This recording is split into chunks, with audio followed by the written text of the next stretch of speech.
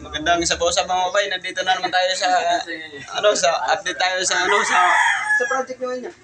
Bahay ni Forman, pinalaya si Forman dito sa bahay nila. Gawa nang nadili ang bayad. Hindi nakaabot yung project. Linis na mga bay, oh. Kawawa naman si Forman mga bay. Kawawa naman si Forman. Pinalis gawa ng nadili daw sa bayad. Kaya ayun, lumipat na lang sila ng Buti at nakakuha ng project ng ng isto. Kaya ayun, nakalipat si Forman. Lipat na lang siya ng ibang bahay. Mga bay?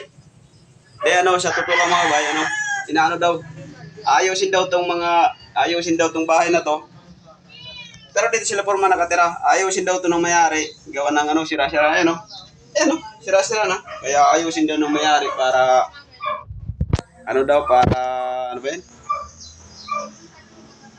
para i-stock ko na yata itong mga bay.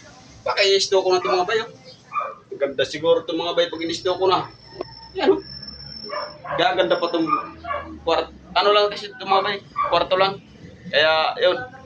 Inaayos pa. Kaya, lipat lang muna sila Forman ng bahay. Pinalipat sila gawa ng ayusin daw yung kwarto na to. Pero sa kanila pa rin yung pinalipat na sila ng ng isang kwarto para maayos to. Update na lang ulit tayo mga bay. Andito pa rin tayo sa Stock Brothers. Mga bay.